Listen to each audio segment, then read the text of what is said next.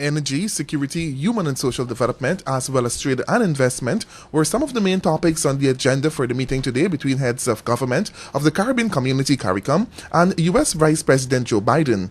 Trinidad's Kamala Persad-Piscesar played host to the meeting in Trinidad's capital, Port-au-Spain. A key outcome of the meeting was the signing of a trade and investment framework agreement between CARICOM and the United States.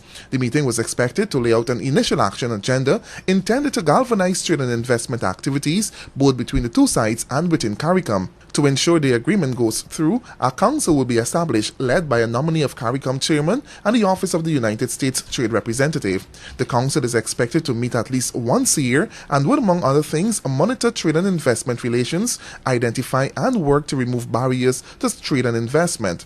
The council would also facilitate expanded linkages between private sectors on both sides. In 2011, the last year for which finalized figures are available, CARICOM had a favorable trade balance with the US amounting to $1.2 billion, with exports totaling $8.6 billion.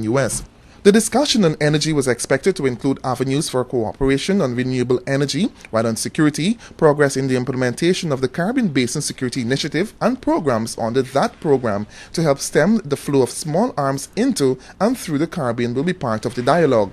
Also on the agenda was the status of immigration reform in the United States and the long-standing issue of criminal deportee notification.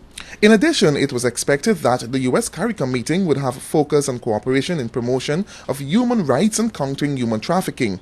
Prime Minister Bissessar, who also has a lead responsibility for security within CARICOM, held bilateral talks with Biden.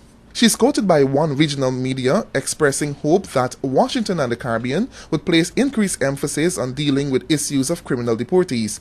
She said increased focus should be placed on improved information and intelligence sharing with respect to criminal deportees, mainly access to complete dossier on medical and criminal history. Leroy Adolphus, Capital News.